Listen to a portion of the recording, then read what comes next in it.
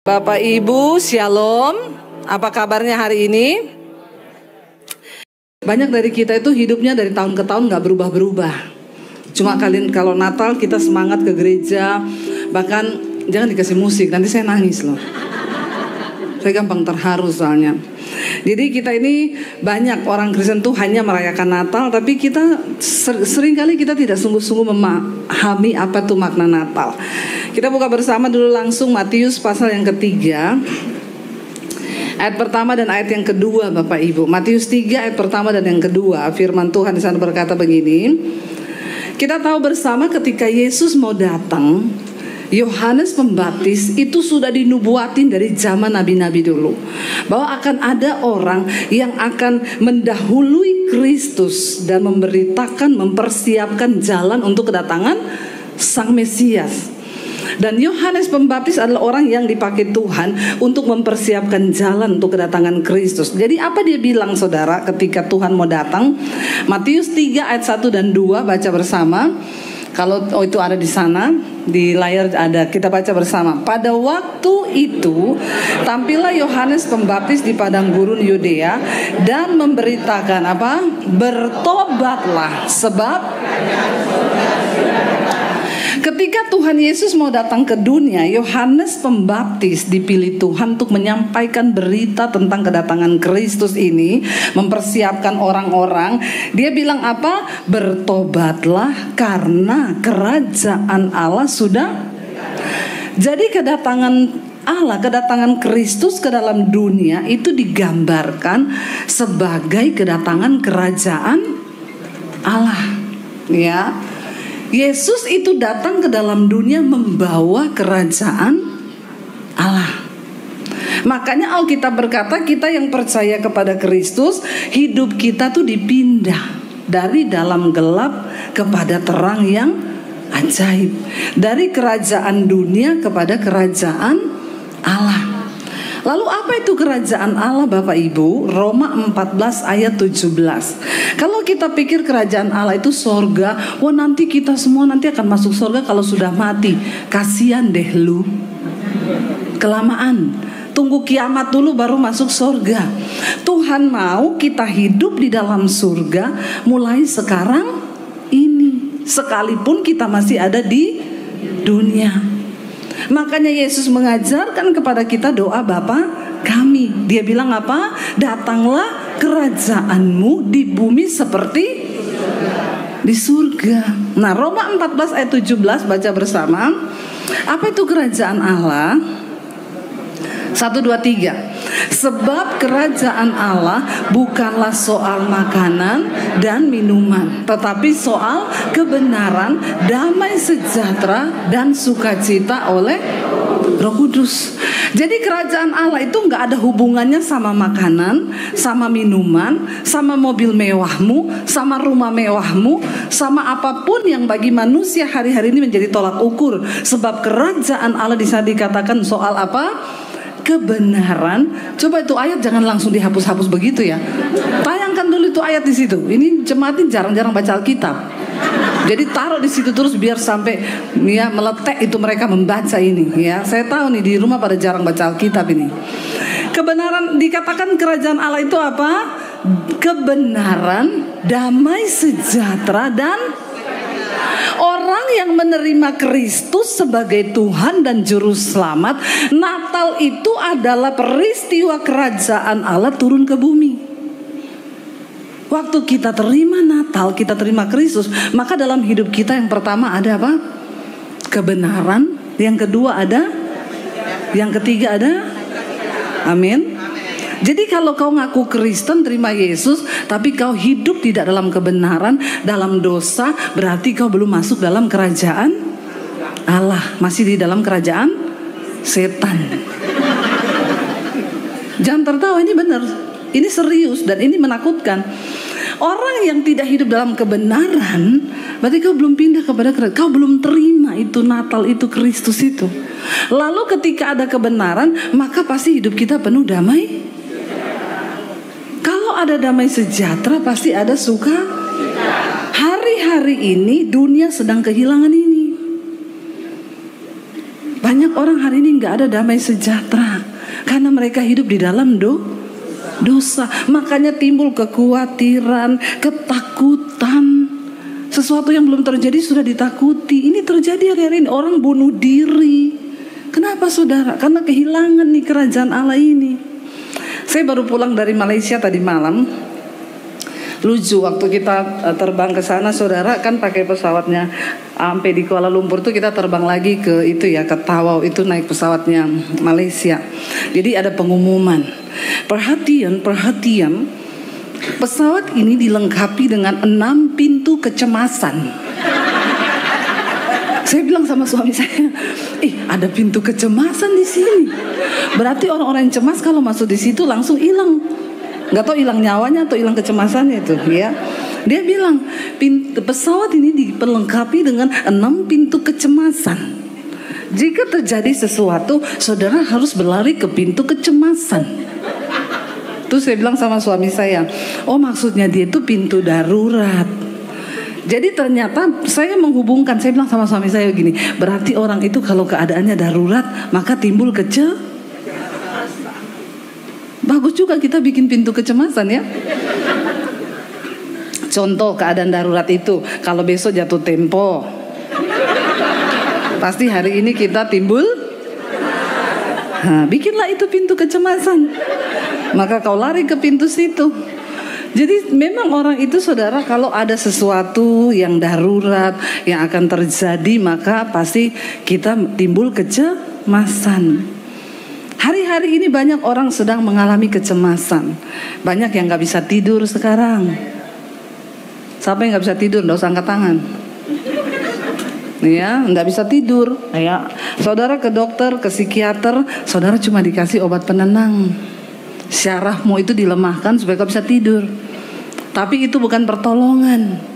Kau perlu datang sama Tuhan Yesus. Terima Dia sebagai Tuhan dan Juru Selamat. Orang itu kalau tinggal dalam Tuhan, ya pasti banyak kecemasan lah. Karena kita masih ada di dunia. Tapi orang yang berada dalam Kristus ada sebuah jaminan. Kami kemarin terbang dari Kinabalu, saudara, mau pulang ke sini. Kinabalu sebelum kami berangkat, malam itu banjir besar. Ya, jadi mobil-mobil tuh sampai hanyut.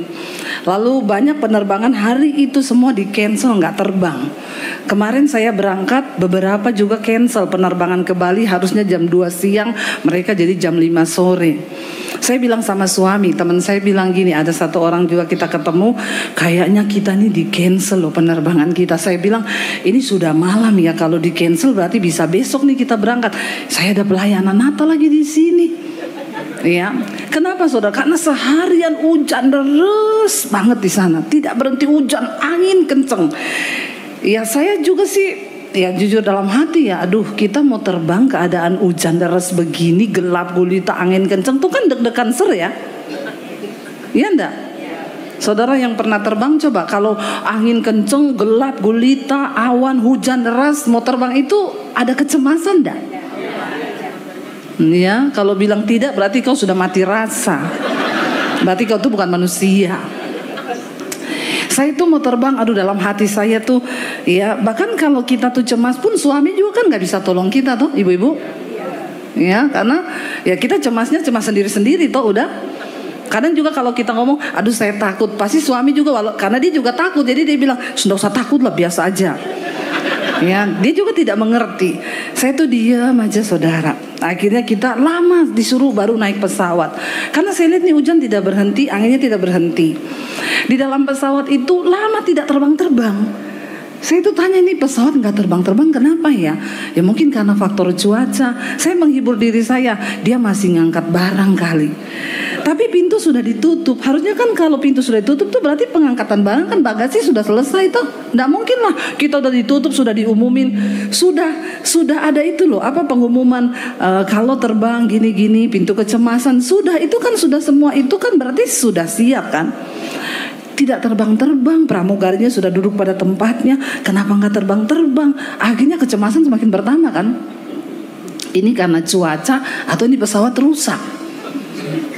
Jadi kita tuh di dalam tuh kan ya namanya, saya juga hamba Tuhan saudara, tapi saya juga masih manusia, ya pendeta juga manusia.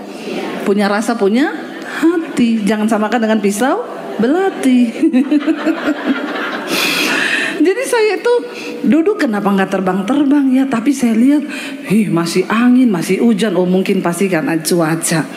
Tiba-tiba diumumin lah ya bahwa sudah mau terbang. Akhirnya pesawatnya mulai mundur. Saya tuh lihat suami saya, kok dia enak banget ya, dia tidur. Ternyata karena kupingnya ini pakai headset. Saya ambil satu, saya taruh di kuping saya. Enak saudara, dia lagi dengerin lagu ya. Lagi ku terhubung denganmu. Makanya dia nggak dengar mesin pesawat, dia nggak apa. Enak, dia nggak takut ya. Jadi saya bilang, saya pinjam satu, kamu satu lah kita.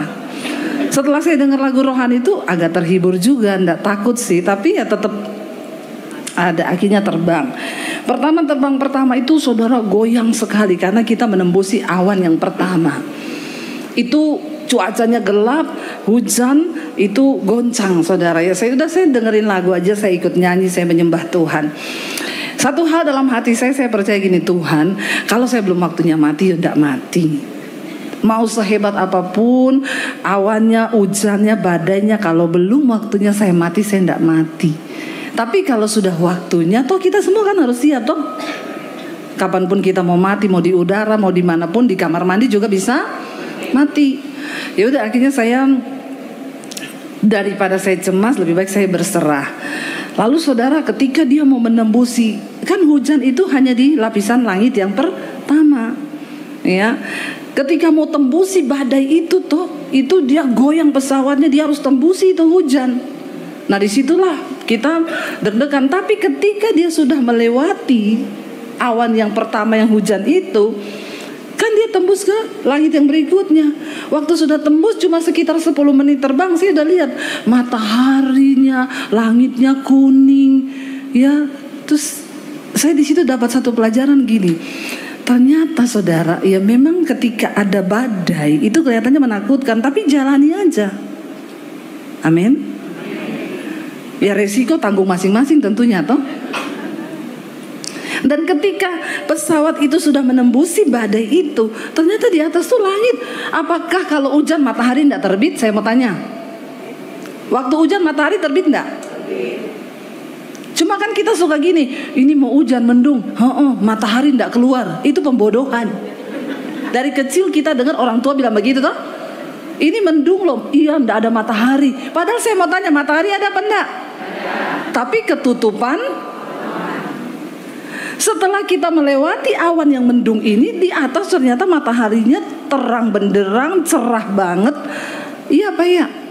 Lalu gak ada badai, tenang. Saya bilang, oh iya, dalam hidup ini seringkali kita diizinkan menghadapi pencobaan, tapi jalani aja.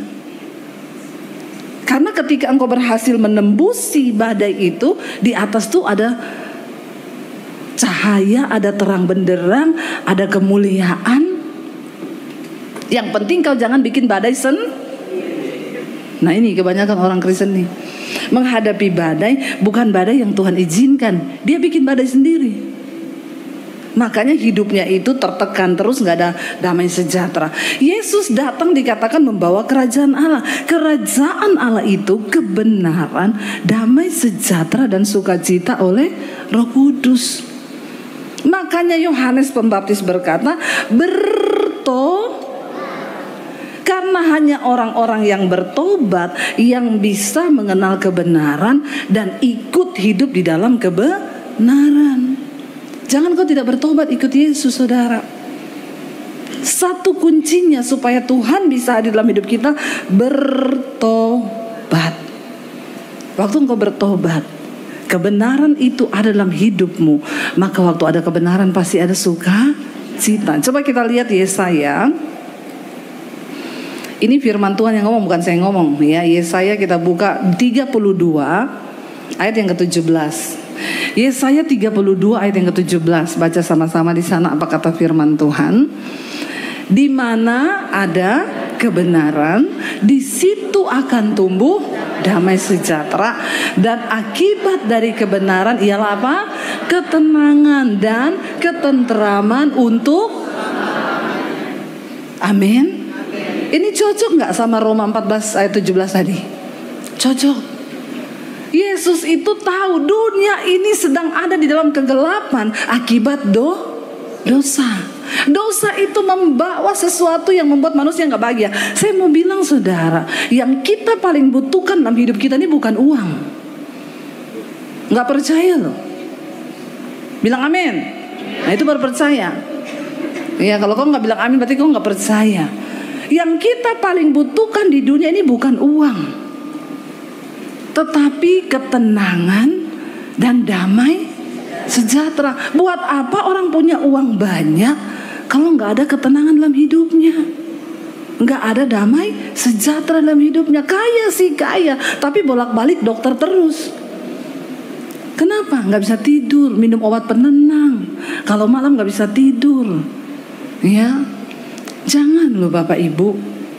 Yang Tuhan tahu kita paling butuhkan nomor satu dalam hidup ini adalah damai sejahtera dan kesukacita. Kenapa? Sukacita itu kekuatan kita. Apapun kita jalani di hidup ini, kalau ada sukacita, kita akan jadi orang-orang yang menang. Tapi mendapatkan sukacita yang dari Tuhan itu tidak sembarangan. Alkitab berkata di mana ada kebenaran baru akan tumbuh damai sejahtera. Makanya bapak-bapak, kalau kau mau hidup damai, jangan kau sembunyi-sembunyikan sesuatu. Amin. Bilang amin. Jangan ibu-ibu yang bilang, bapak-bapak saja. Ya, jangan kau tutup-tutupi sesuatu bapak-bapak. Ya, di handphone itu jangan ada yang disembunyikan dari istrimu. Saya tuh bingung loh kalau suami istri itu nggak saling pegang handphone. Maksudnya ya tuker-tukeran handphone. Ada loh suami itu yang handphonenya itu nggak boleh dipegang istrinya. Ini tanda-tanda ini suami gelap. Kalau ada yang begitu di sini, bertobatlah kau, sebab kerajaan Allah sudah dekat. Hello, kenapa sih kalau istri mau pegang handphone mesti jantungnya deg-degan? Ini sesuatu ini. Ya, kalau ada suami-suami begini, suami-suami gelap ini.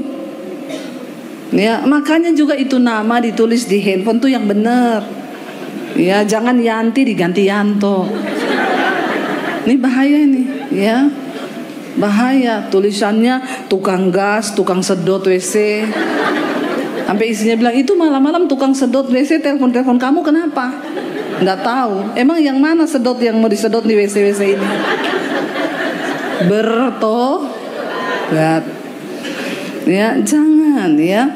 Kalau mau hidup dalam damai sejahtera itu cuma satu, ayo hidup dalam kebenaran. Orang yang paling bahagia di dunia ini bukan orang kaya, tapi orang yang hidup dalam kebenaran. Enak hidup kita, tidak ada tantangan, tidak ada maksudnya apa ya, intimidasi iblis. Iblis itu suka mengganggu orang yang hidup di dalam dosa, apalagi kau sembunyi-sembunyi. Alkitab berkata, berbahagialah orang yang mengakui dosanya dan meninggalkannya. Tapi terkutuklah orang yang menutupi dosanya dan terus hidup di dalam dosa itu. Waktu kita percaya sudah menerima Yesus, Natal itu datang dalam hidup kita, maka yang pertama kita bertobat, kita hidup dalam kebenaran. Barulah akan tumbuh damai sejahtera. Walau kita punya uang cuma pas-pasan, kalau ada damai sejahtera dan sukacita, engkau lebih dari pemenang di hidup ini. Katakan amin. Yang tepuk tangan ambil sepeda di bawah. Kenapa cuma satu orang yang tepuk tangan ini? Yang lain ini kurang sponsornya ini ya. Loh bener Bapak Ibu, kita nih bahagia loh waktu kita tinggal dalam kebenaran. Enak hidupmu, coba ya perhatikan, nggak banyak penyakit. Ya, orang itu kalau banyak masalah, banyak yang ditutupi, banyak ini nanti ya macam-macam nanti. Tapi kalau kita hidup dalam kebenaran, kita tinggalkan dosa, damai sejahtera di hati. Walaupun saya bilang tadi uangnya pas-pasan. Siapa yang uangnya pas-pasan di sini? Ya, saya nih pas-pasan. Pas mau beli rumah pas ada duit, pas beli mobil pas ada duit. Jadi siapa yang mau pas-pasan? Semua baru mau itu ya. Biasa orang Kristen begitu. Jadi Bapak Ibu, bukan soal uang hidup ini. Walaupun kau punya uang, kau hidup dalam dosa, tidak ada damai. Rumah tanggamu berantem terus. Ada di sini yang tiap hari berantem suami istri? Nggak ada yang ngaku. Ya, jangan ribut-ribut tiap hari, berantem tiap hari, ngapain coba? Kalau ada Kristus dalam hidup kita, ada kebenaran, damai sejahtera, sukacita. Amin. Dan orang yang hidup dalam kerajaan Allah itu pasti hidupnya diberkati. Ya, itu loh Yesus ini datang Natal itu ini. Di mana ada damai sejahtera, kebenaran, di situ tumbuh damai sejahtera. Dan hasilnya dari damai sejahtera itu dikatakan tadi ada apa? Akibat dari damai sejahtera tadi ada ketenangan dan ketentraman. Wow, orang yang hidup dalam kebenaran, dalam damai sejahtera dan sukacita itu tentram hidupnya. Ya, tidak ada satupun yang bisa merampas damai sejahtera kita. Di tengah badai sekalipun kita bisa bernyanyi. Ya, di tengah badai sekalipun ada damai di hati kita. Saya itu selalu belajar begitu. Apapun, jangan biarkan ketakutan menguasai hidupmu. Ya, buang semua ketakutan itu. Dosa itu mendatangkan ketakutan. Sebaliknya kebenaran mendatangkan damai sejahtera. Ketika Adam dan Hawa berbuat dosa, Allah kita berkata Tuhan berjalan di taman itu. Waktu Adam mendengar langkah kaki Tuhan, Alkitab berkata dia Kenapa dia bersembunyi? Padahal selama ini kalau Tuhan datang dia begitu senang. Dia temui Tuhan, mereka bisa bercakap-cakap. Tapi ketika dia berbuat dosa, mereka makan buah terlarang itu. Alkitab berkata waktu Adam mendengar langkah kaki Tuhan, maka bersembunyilah dia. Ketakutan pertama kali muncul dalam hidup manusia ketika dia berbuat dosa. Coba cek, kalau saudara banyak ketakutan hari-hari ini, ayo beresin hidupmu. Mungkin kau bilang, saya tidak bersinah bu, saya nggak selingkuh. Tapi mungkin kau simpan kepahitan. Itu juga dosa yang akan menggerogoti engkau. Ya, ayo Tuhan mau kita hidup dalam kebenaran sungguh-sungguh supaya ada damai sejahtera di hidup kita, ada sukacita melimpah di hidup kita. Supaya di bumi ini kita hidup dalam kerajaan sorga. Bahkan sampai kita mati satu saat nanti kita juga masuk dalam kerajaan sorga. Saya berdoa saudara Bapak Ibu, biarlah Natal tahun ini kita mau berkata Tuhan kami mau berubah. Saya dapat kiriman kesaksian dari jemaat Mesbah Doa. Bu, kami ini dulu adalah keluarga yang sangat mengandalkan uang. Jadi istrinya tuh divonis dokter nggak bisa punya anak. Lalu karena punya uang mereka berobat ke dokter yang mahal. Lalu ya coba bayi tabung. Ketika sudah coba bayi tabung, dia flek-flek. Karena punya uang, ganti dokter yang lebih mahal. Beli obat yang lebih mahal. Kadang-kadang orang itu makin kaya makin agak lain. Ya, makanya jangan kaya-kaya banget lah ya. Nanti saudara itu jadi agak lain. Ya, orang kaya itu kadang nggak puas saudara. Dia periksa di dokter Indonesia, dibilang nggak ada sakit. Nggak mungkin loh, aku nggak sakit. Aku ini kalau malam deg-degan loh. Iya, tapi ibu nggak ada sakit. Nggak mungkin loh. Terbang dia ke Singapura karena punya duit. Ya, sampai di Singapura, ibu dokter bilang ibu nggak ada sakit bu. Nggak mungkin loh, saya nggak sakit. Orang jantung saya deg-degan kok. Ya, tetap nggak terima. Dokter bilang nggak sakit bu. Terbanglah dia ke Pineng. Karena punya duit. Begitu tuh orang kalau terlalu kaya. Beda sama orang miskin. Biar udah sesek napas mau mati, dalam nama Yesus, dalam nama Yesus. Karena kalau periksa dokter makin sesek dia. Iya Pak ya. Bersyukur kau jadi orang yang ya enggak terlalu kaya. Ya benar ya. Kayak saya dulu kena COVID. Ya beli obat anti COVID. Saya tanya lihat harganya di internet 15 juta. Obat antivirus. Suami saya bilang bagaimana? Jangan sayang. Nanti kalau kita beli itu saya tambah sesek napas. Mati saya mati. Kenapa? Lah besok kita makan apa kalau kita beli itu obat? Nggak usah lah. Kita dengan iman saja kalau belum waktunya mati, nggak mati. Buktinya sembuh. Ya. Hati-hati loh. Makin kaya orang kadang-kadang imannya makin bergeser. Iya Pak ya. Emang saudara sudah kaya? Kalau belum kaya nggak usah ngaku-ngaku. Ya, tapi benar saudara, itu ada orang itu dia pergi ke Penang nggak ada sakit, ke Singapura nggak ada sakit, kemana-mana nggak ada sakit. Terakhir dia datang sama saya, Bu, saya ini mau konseling, Bu. Kenapa? Saya rasa sakit, tapi saya periksa semua dokter, saya datangi, saya katanya saya nggak ada sakit, Bu. Saya ini kenapa? Ibu sakit apa? Sakit jiwa kau. Ya, orang lain seneng nggak ada sakit, lah kok kau cari-cari sakit loh? Karena dia udah bingung duit ini mau dipakai buat apa. Dia pengen berobat. Agak gila memang. Tapi benar itu kesaksian sama saya. Lalu Bu, kata dia, saya flek waktu hamil, saya periksa lagi ke dokter yang lebih mahal. Kami sangat mengandalkan uang. Akhirnya saya keguguran. Waktu keguguran, ya coba lagi, masih dengan kekuatan sendiri. Akhirnya coba lagi sampai coba habis. Untuk bayi tabung itu mahal loh Bapak Ibu. Ya, kalau orang yang nggak ada duit itu cuma bisa beli, ada bayinya tapi tabungnya pakai tabung gas mungkin bisa apa kagak itu ya, mahal tuh tabungnya itu. Ya, 2 kali gagal. Dia bilang saya sama sekali tidak berdoa, saya sama sekali tidak mengandalkan Tuhan karena kami punya uang, Bu. Lalu sampai akhirnya dia bilang ketika dia keguguran yang kedua kali, semua kayaknya kecewa, suaminya juga kecewa. Disitulah dia berpikir mau bunuh diri. Saya ini tidak berguna, saya itu hidup gak bisa kasih anak, saya ini perempuan apa gak bisa hamil. Iblis bilang gak berguna, kau mati aja, bunuh diri aja. Itu setan.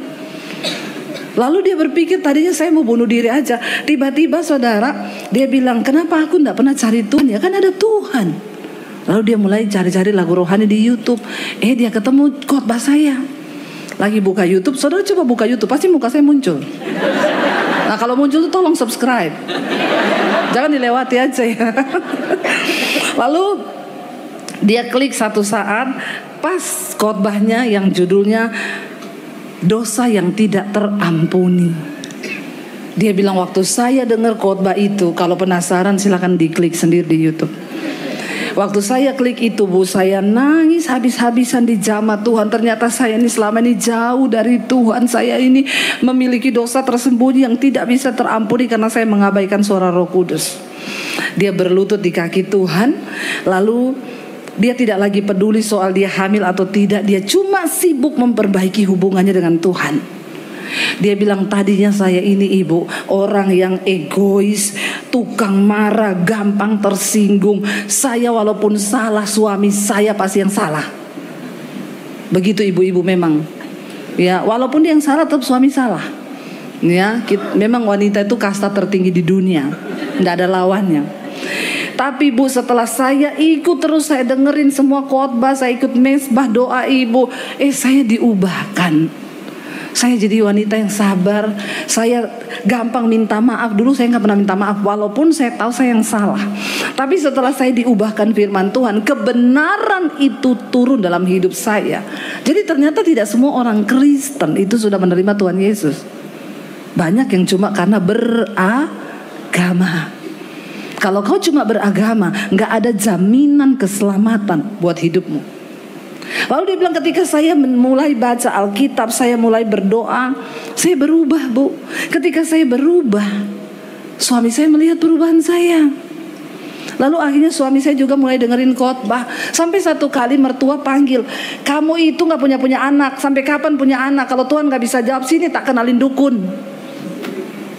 Cuma satu saja, kamu mau minum air yang dibaca-baca dukun itu, lalu dukunnya nanti pegang perutmu, kau pasti hamil. Suaminya itu ngomong sama mamahnya, Ma, kami ini percaya bahwa kehidupan itu dari Tuhan, bukan dari dukun. Kalau Tuhan mau kasih kami anak, gak ada yang mustahil. Tapi kalau Tuhan juga tidak kasih kami anak, kami tetap mau bilang Tuhan itu baik. Perhatikan, sudah ada damai sejahtera. Dijawab atau tidak dijawab Tuhan doanya, tetap Tuhan itu baik. Ini damai sejahtera gak bisa dibeli dengan uang. Tadinya mau bunuh diri karena tidak mengerti kebenaran. Dia bilang begini, Bu, saya itu kenapa dokter bilang gak bisa hamil? Karena saya ada virus dalam kandungan saya dan menstruasi saya itu gak bisa lancar. Kadang mens, kadang tidak, kadang cuma sedikit. Ya sudah diobati tapi tetap ada. Waktu saya bertobat tetap seperti itu, Bu. Tapi tiba-tiba saya ini ndak sudah sebulan lebih. Saya pengen kontrol ke dokter, takutnya ada apa-apa. Begitu kontrol, dokter bilang, selamat ya, kamu hamil. Dan ini usianya sudah 4 minggu. Wow, padahal tadinya dokter bilang tidak bisa hamil. Lalu ketika sudah hamil, lihat Bapak Ibu, Tuhan tuh ajaib. Ketika sudah hamil, setan tuh gak tinggal diam. Setan mengintimidasi, pasti gugur. Tunggu aja nanti kamu flek. Bener, berapa hari kemudian flek. Tapi dia sudah punya kebenaran dan damai sejahtera. Dia bilang gini, Tuhan, aku percaya kalau anak ini dari Tuhan, benih ini dari Tuhan, maka anak ini jadi sampai dia lahir. Iblis, kau tidak bisa mengintimidasi aku. Dia nyanyi memuji Tuhan, menyembah Tuhan. Berkali-kali kau menolong, berkali-kali kau kuatkan. Loh, mirip tak? Kenapa saudara tertawain saya? Jangan mengejek saya ya. Nyanyi saudara, ya, dia nyanyi dalam lembah kelam apa? Engkau ada, Yesus setia. Amin. Lagi, berkali-kali kau menolong. Amin. Berkali-kali, kali-kali kau kuatkan. Sakit, ndak hafal ini. Bagaimana menyanyi kau ndak hafal liriknya? Yesus setia. Tapi jangan nyanyi gini, berkali-kali ku berhutang. Utang dosa dibayar Tuhan, utang uang bayar sendiri. Bertobat. Lalu dia bilang, waktu saya diintimidasi iblis, saya nyanyi, saya dengerin khotbah, iman saya muncul. Saya ini baca kesaksian itu deg-degan saudara. Ini hasilnya akhirnya bagaimana? Dia tutup dengan begini. Dan Ibu Debbie, saat saya menulis kesaksian ini kepada Ibu, anak kami sudah berusia 4 bulan, sudah lahir ke dunia. Tidak terjadi apa-apa. Wow. Waktu kau terima Yesus, kau terima kebenaran, ada damai, ada sukacita di hidupmu. Apapun persoalan yang sedang kau hadapi hari ini, mari kita mau datang pada Tuhan. Ayo bangkit berdiri Bapak Ibu. Natal itu adalah peristiwa kerajaan Allah yang datang ke dalam dunia ini. Yesus datang membawa kebenaran, damai, sejahtera, dan sukacita yang dibutuhkan oleh manusia.